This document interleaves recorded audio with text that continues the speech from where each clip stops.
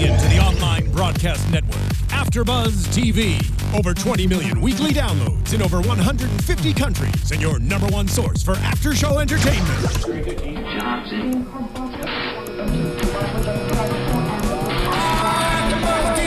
AFTERBUZZ TV, the destination for TV superfans. Producing aftershows for over 300 of your favorite TV shows. Interviewing celebrities and showrunners. And bringing you behind-the-scenes exclusives. All thanks to E! Entertainment's Maria Menounos, producer Kevin Undergaro, and internet leader Akamai.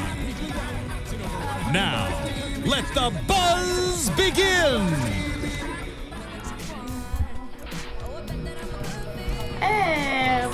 Oh, hello! Oh my goodness, that is pretty awesome. I do love that we have a new soundtrack to Undateable. Hello, AfterBuzzers. Welcome to the Undateable Season 2, Episode 7, A Live Show Walks Into a Bar. I'm your host, Sam Davidson. My lovely co-hosts here want to introduce themselves and tell you where they can find them on Twitter. You guys, my name is Joe Doyle. You can find me at JoJo Doyle. I'm freaking out. What an awesome episode. I'm so happy you guys are joining us. Bravo, Undateable cast and crew. Killed it. And I'm new. I'm Alexis Torres. You can find me all over. Thanks, guys. You can find me all over the interwebs as atorres890, and I've always been a fan of this show. And awesome. Ron Funches is Well, like we my are spirit animal. Yeah. So incredibly happy to have you. As almost pretty much everybody knows, this is a very original night for any kind of sitcom in history. Yes. They are doing a live show. Not only is it live, but it's an hour, and they're doing it twice. East Coast, West Coast. And here's the thing. 30 Rock did it, but only a half an hour. Exactly. And so now Undateable is bringing the good. Shout out to Hannah, by the way, who couldn't make it in today. But shout out to her. I know she's watching at home and loving it. I can't wait to talk to her next week. Absolutely. Yeah. So I'm just interested. None of us have really gotten to see the West Coast show. Not yet. This is just East Coast, but I guess let's start with Ed Sheeran. Oh, my heart. So full and comfy, just like that napkin. I know. It was. I thought just bringing him in and how they brought him in and how they were able to then bring in the soundtrack and the live music, to lead in after commercials in each scene was brilliant. I thought it was great, and it was fun because they got Ed in. We got a great live performance to start off the show and kick it off, and then so funny how they kicked him out. And then the next open micer ended up being the house band. Was the whole rest of the episode brilliant? Yeah, it was awesome. At first, I was like, "Is Ed Sheeran playing like a nobody?" Or and he's playing himself. He's just playing himself. Which was perfect. And Justin got a lot of hits tonight. So like funny. Both phically and mentally. Yeah. Like they smacked the crap out of him. And it was great. Yeah, like Danny talked about he's like gained weight since the show started. That was just not cool. And he you could I don't know, I think you could kind of tell Brent Morin was like, okay. But you know what? They probably in rehearsal, because I know all of us follow the Undateable people, that they have been in intense rehearsals for the past 2 weeks, and they probably do every situation possible. Like get ready to be smacked, kicked in the balls, whatever. But I have a feeling that some people got some surprises tonight. I have a feeling that the cast was messing with each other and throwing curveballs just because they were having so much fun. Like on Twitter, they were talking about how they were all going to get each other and they were going to mess with someone. I tweeted it, Danny, that he was going to be the first to break, Danny Flynn, and so it was just all just fun where they were just nervous about the whole episode. But I think that's what's cool. If you guys aren't following them on social media, follow them, because it was such a fun experience watching all the writers and all the cast prepare for the episode and get so excited for the episode.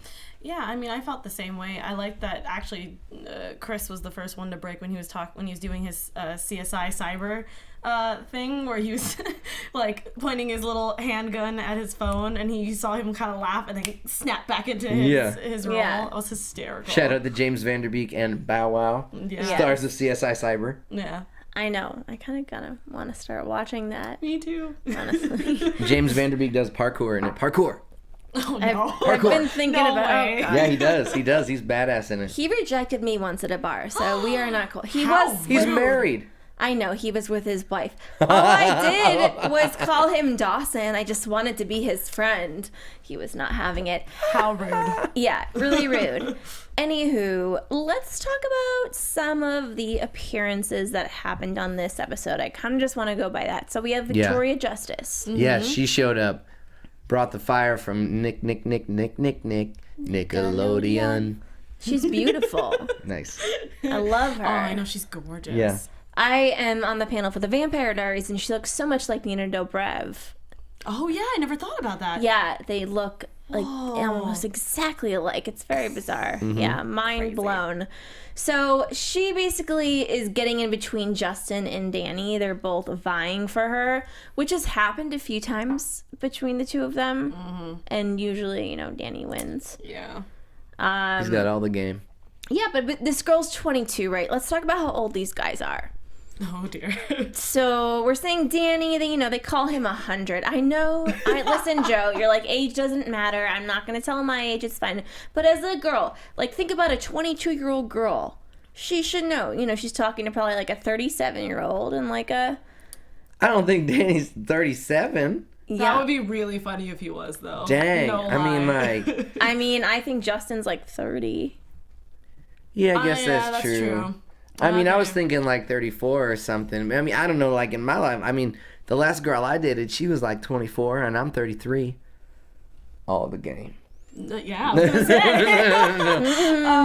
Yeah. Well, no, I mean, I guess the older you get, the less it matters. When you're 22, 22 is a little, 24 and 22 are different. 22-year-olds all want older guys because they're different than these younger guys that they're their age. Because all the 22-year-old dudes are all more immature. They don't mature till later in life. So the 22-year-old girls are trying to hook it up. It's just life. It's just what it is.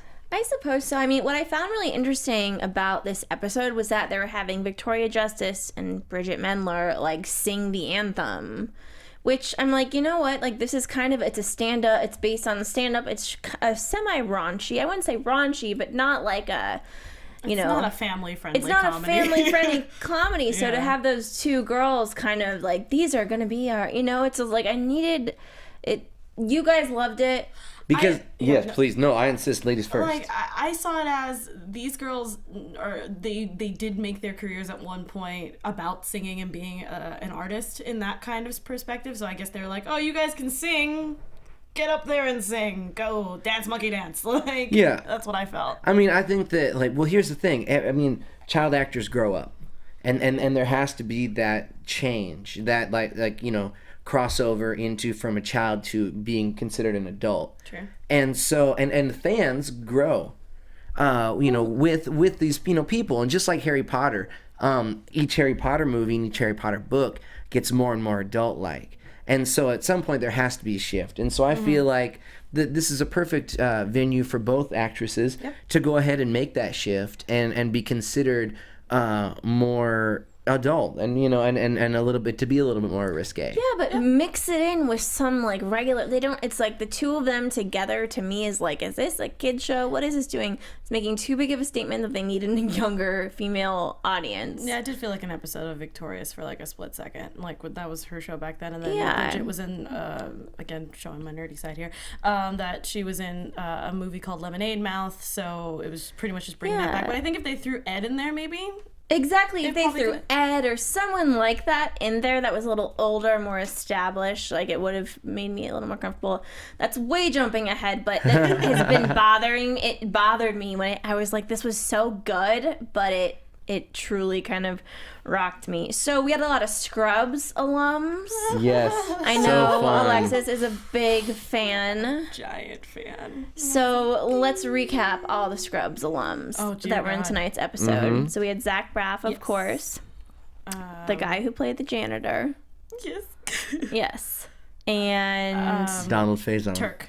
He played Turk on Scrubs. Mm-hmm. Yes. And the wife of Dr. Cox, who is also in oh god, I can't remember what else she was in. She was with Minnie Driver at the bar. Yes, and Minnie Driver was randomly. Minnie Driver was great. She looked wonderful. Her hair was really short. Shout out to About She a have Boy. curls? Does she have curls in her hair? No, she pulled Her it back, hair but is- she's always curly hair. Yeah, it was pulled back. I thought it was like cut. It looked cut couldn't to me. tell. I It was couldn't tell really either. strange. She has very like curly hair. I mean, I've followed her for quite a while, but it was random to see her. I mean, she's been trying to break into comedy. She was in About a Boy. I'm not sure if that's got picked up again or what. You know. They're still, About a Boy is still on hold right now. They shoot at Universal Studios Hollywood, and so every so often I'll see Minnie Driver shooting an episode with Benjamin Stockholm, the little that's kid. so cool. Yeah, he waves at at us all the time when we go Really? past. Oh, Yeah, that's Benjamin nice. Stockholm's really generous with the fans. So watch About a Boy out there too. Shout out Minnie Driver, Benjamin Stockholm. All right.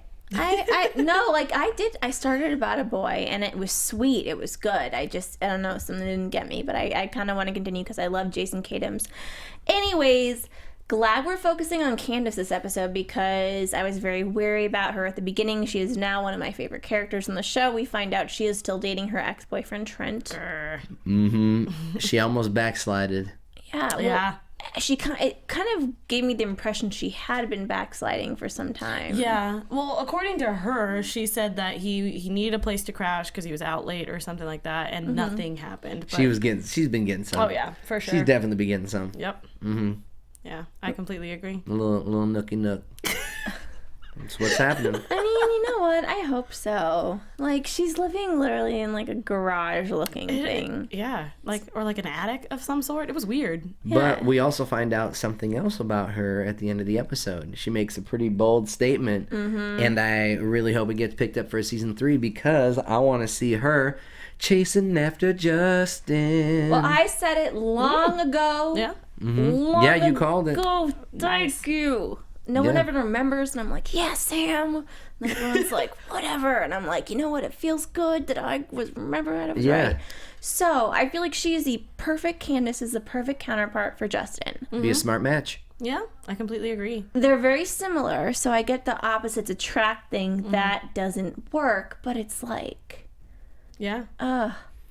I mean, it's the classic, like you're as friends, and the guy just doesn't even consider it. It's not that there's anything against her, but it's gonna be one of those classic things where he's like, oh, I never even thought of you like that because I thought of you as just a friend the whole way, and it's gonna be so cute and so adorable and so frustrating, incredibly frustrating to see that go down as well. Are we throwing out the whole rule of you're not supposed to date your boss? Like, are we just throwing that out for this show completely? well, did they mention it? Because I feel like at the beginning, Danny said something to Justin, like, oh, and he was like, oh, I know, I can't, she works for me. that was with the Nikki problem in the first season. Well, that didn't stop him. Obviously. So that's why, I know. You're I never like supposed Candice to. so much more than Nikki. She's so perfect for Justin. Oh, yeah. It's 10 times better. You're never supposed to date anyone that you're working with, but everybody always dates someone. I mean, know. have you guys dated someone that you worked with before? Have you guys done it? Well, Yes. it didn't last Yes. long. It didn't last Yes, long, yeah. and yes. And it ended Yeah. badly, but yes, and I've done it repeatedly several times. But see, not your boss, Do you guys though. know that sheeps and humans are the only people that don't learn from their mistakes? Like, literally, they'll make the What? same... Yes, sheep. No way. Yes. I feel like I've learned from most of my Well, like, mistakes. if you run into a tree, if a sheep runs into a tree, too, it's like you remember... Other animals remember, they're like, I'm not going to run into the tree again. That is so... But us and sheep, they do. Learning something new every day. I know. That is awesome. I'm going to remember that. I need Yeah. to write that down. Where did you hear this from? It's just true, okay? Okay, no, I mean, like, I feel like if I run into a tree, I'm gonna remember it. Yeah, but you know what? But that's If okay. it Hey, felt good, you might do it again. Yeah. Maybe. She has a point. that's a good point. That is a good point. Is that a scrunchie on your hand? Yes, I have big hair, and the only thing that can keep my hair down is a scrunchie. So that's how that works, and I like to keep to that. That is very impressive. Shout out to Ron Funches. He killed it in this oh my episode. God, he was my favorite. Yeah. He was so funny, and he didn't break barely at all. But he breaks kind of always. Like his Yeah. face is just like a smiling, laughing face. Yeah. Yeah. Him and is it Brent? I always yeah, Brent, right? Yeah. Yeah, those two are always cracking up. It doesn't matter what's going on. But they can hold it and they go, yeah.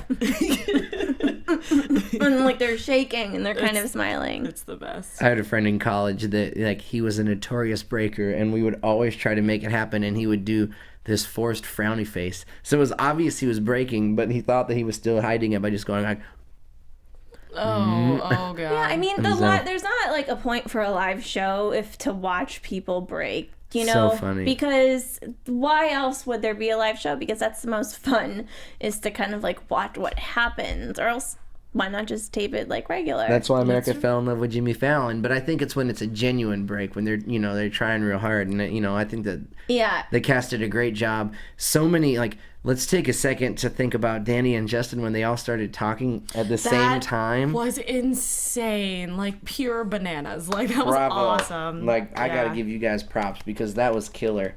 Like, Yeah. that was incredible. I mean, it's a live show, and that was the East. We watched the East Coast feed. Yeah, I'm gonna watch the West Coast feed Yeah, when they I get probably. home. I mean, it was on point. It was great. Yeah, I mean, I'm so excited. interested to like see how it's gonna change, because we had John and Allison, two of the writers on the show, last week in the studio, and I was like, so do you have two different scripts for each episode? I'm so confused. I asked them 5 million times because I didn't get it.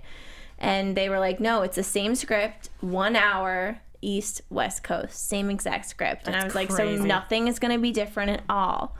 No, they're in the script wise, and they're like, yeah, people will riff, but they don't have a lot of time to. It's live, like it's been a very serious week. I bet. I actually, not to stray too far away, but I saw on the Undateable Facebook page that they put up a blooper from the West. I think it was the West Coast feed, because I didn't see the scene in the East Coast feed, and Justin was messing up his line, and Chris was like, stop it right now, and it was so hard for them to get back on track. Oh, God. It was great. I was like, this is the best. I'm having way too much fun right now. But everyone Yeah. looked like they were having fun. Oh yeah. Oh, Yeah. Zach and Donald were having a blast together again on live TV. Yeah. Yeah. I mean, like, just to see them, you could tell they were digging it. You can tell they were digging being back together. Oh yeah, it was great. I loved every minute of it. Yeah. Yeah, I mean, it was just like a lot of reunions. I try to write down every single person. Oh, Scott Foley. This lady, she was going crazy for TV personality Scott Foley. Yes, I have watched Felicity ever since it came out, and I'm a big Scandal fan, as well as, everything else he's pretty much done. So it was exciting for me. He kind of flubbed a couple times. He did, but I almost felt like they saw him walking on the lot, and they were like, You wanna be part of hey, our Scott Foley, do you want to come do this right now? And he's like, yeah, whatever. Like, that, honestly, that's kind of what I think would happen. And I'm totally fine with that. I am so fine with it, always. I feel like him and Bill Lawrence have some kind of a connection that I can't remember right now. It's his eyes. It is. Apparently. I love. I'm like smiling. From those of you that are not watching, I'm fanning Cha, cha, myself. cha. I'm literally tearing up right now. Yeah, and I'm Scott Foley. smiling from ear to ear. I just like. I just love him. I'm sorry. I just really do. I just think he's fabulous, and I'm really glad that he showed up. She's been just staring into his eyes all the time. That's why Yeah. she's just in his trance. I just love that he showed up on the show. Leslie was kind of funny tonight because she didn't have like a huge part, but she broke a couple times, like when she was drinking her wine, Oh yeah, you can see Yeah. it. every where she single was time. laughing and it was spilling, and I was like, that's my girl. That's me. You know it's not good until alcohol has been spilled. Yeah. Spilled. I kind of want to know if they were really drinking alcohol. I really hope so, because I think it would have Me just made the too. show 10 times better. I mean, again, okay, so there's only one actual stand-up comedian on the, writers panel, but as far as everyone else, like, they're mostly stand-ups, so they should be drinking. No, I completely agree. Don't you agree, Joe? I mean, I might have a drink when I do my stand-up, but I actually don't really drink too much. I might drink coffee with some Baileys in it, but that's about it when I do my stand-up. Okay. For me, personally. But sometimes, comics do that. That's cool. That's just me personally. All right, I'm alone over here then. I'm just saying, I'm not a stand-up comedian, but I will drink with you. Yeah. Thanks, I appreciate it, Joe. I mean, I'll still drink with you. Yeah. I just don't drink when I'm at work. Well, that's... Okay, who else? Okay, I feel like we're missing a couple people who popped into the episode. Did we get everybody? No, we got everybody. The husband, Leslie's husband. Oh yeah, lesbian. Leslie's husband was there. Yes. Yes, Leslie's husband was there. I think Real life hubby. Yeah. Yeah. He's not her husband. Boyfriend. They're not married. Yeah, they just met. He's the guy that's like the reformed bad boy. Oh yeah, that's right. That Danny introduced her to, which is cool. They're still together, but I think she definitely knows that Bursky loves her. Yeah. Am I right? Yeah, I mean, I think that's something though that's gonna kind of go unrequited for a little bit. I mean, just because coming into season 3. Like they're already. Knock on your head if you don't have wood, guys. There's one under the table. Oh, okay. Knock on wood. Knocking on wood. But yeah, they already have this like huge, like love interest like that they're setting up. So I feel like that might go on to continue to be like Bursky like fawning over her and her going like whatever, but secretly getting kind of like Dwight and Angela in The Office. I think she's kind of getting off on it. Oh yeah, everybody totally loves is. attention. I love attention. I mean, I do. And she might just be messing with him. And might really be like, ugh, come on. I don't know. I kind of feel like at the finale, I hope so. Yeah. All right. Well, anything else we have to cover for this episode? It was amazing, and I really wish we could have covered second. We gotta talk about the ending. Okay. Yeah. Well, the waxing of the chest. Oh, of course, which was a big thing that on Periscope today, the writers told me, there's going to be some chest waxing and Victoria Justice. So. And it hurts. I got my chest waxed on the Pickup Artist on VH1. I got my shoulders waxed. Oh no. And it wasn't live. Listen, we get our eyebrows and our everything waxed. I know. That's what I'm saying. Like, girls, women, I feel your pain. Like, I can't even imagine a little Brazilian situation. Yeah, it's not the best. Ooh, hallelujah. Like, good gracious. I mean, listen, it seems unpleasant. It reminds me of the 40-Year-Old Virgin, which was super painful to watch. Kelly Clarkson. He drew blood though for that movie, which is crazy. But well, and the funny thing is that Brent Morin, like a little bit after the scene, was holding, like he was hurting. Even when he was standing, his chest was like kind of concave. Like, what are you guys doing? He looked like he was about to cry, and I don't blame him. Because if he doesn't get the proper ointment, it's probably throbbing. No, and Chris D'Elia did it. Oh, like God. a boss. He Chris doesn't know what he's doing. And also, did you see that he did like a little tease where he like ripped just a corner of it? And I was like, oh, don't do that. And then he ripped the whole thing, and I was like, this is the worst. Yeah, that absolutely the worst. How dare you? But I have the feeling Rick's gonna get it episode 2, or or the West Coast maybe? West Coast feed. Yeah. I mean, that would be so funny. It's not gonna be Brent again. It's gonna be. I'm pretty sure it's gonna be Rick. There's no way. Maybe Chris. That would be so good. I honestly don't think he would be cool with it. That's also very true. I didn't think about that either. Damn it, you two. I don't know. But yeah, so the chest gets ripped, and poor Brent Morin is probably gonna have to go to his doctor tomorrow, or at least his like. Nah, he'll have a corona or something after the show, and he'll be good. He looks like he has very fair skin. He does, and it might be very sensitive, so he might need some medicated ointment, and that's okay. Yeah, that's cool. That's Justin cool. and Brent, they're one and the same, so Very much just so. I mean, like I think that he should try laser hair removal. Like for those of you out there, because I mean, true, I get my back lasered. I get my back lasered, but I don't do the front, so I look like a frosted mini wheat. Oh my God. Oh wow. I can't. This literally like reminds me so much of Danny McBride sometimes. I just can't with you. It's just okay, so that was our live episode, and Undateable's live episode, which was just by thank you NBC and everyone for just like letting it happen, and the writers and the actors, producers. It's very cool that they got to do this. We basically have 2 episodes left, but it's all next week. Yes, a 1-hour season finale. Yeah. I mean, it's a little bit better than we had it last year because it was summer and they did like 2 episodes basically every week. So it was pretty... That was really hard to keep up with for one point because I was like, oh no, I'm 2 episodes, but no, I'm 4 episodes behind now because I didn't know that they were doing it twice a week. That was crazy. Yeah, it was weird. So hopefully we'll get picked up again, knock on the wood, and we'll get a real season, a real sitcom season. 22. Yeah. Give me 22 eps. Yeah, where we can develop the characters, the relationships, have a game plan. Yeah, this season all went of by that. way too fast. Yeah. Do you have any predictions for us, Alexis? I always love this music. Yeah. Your AFTERBUZZ Gosh. TV. Well, technically, my prediction was that Danny and Candice were gonna get together, and that didn't happen, which is totally fine because Justin was right underneath that. I really want to see a love relationship with Ron's character. I really want to see him find love. I mean, I love his little banter with all the little ladies that he has to deal with because they're all just crazy. But I would like to see him fall in love one of these seasons. See, yeah, I mean, I think he's a pimp. I think he's definitely a pimp and a pimp man. No, but he's got all the game. I mean, I think he's just silent about it. A rich man will never tell you he's rich. True. And I think Shelley could be swimming in it.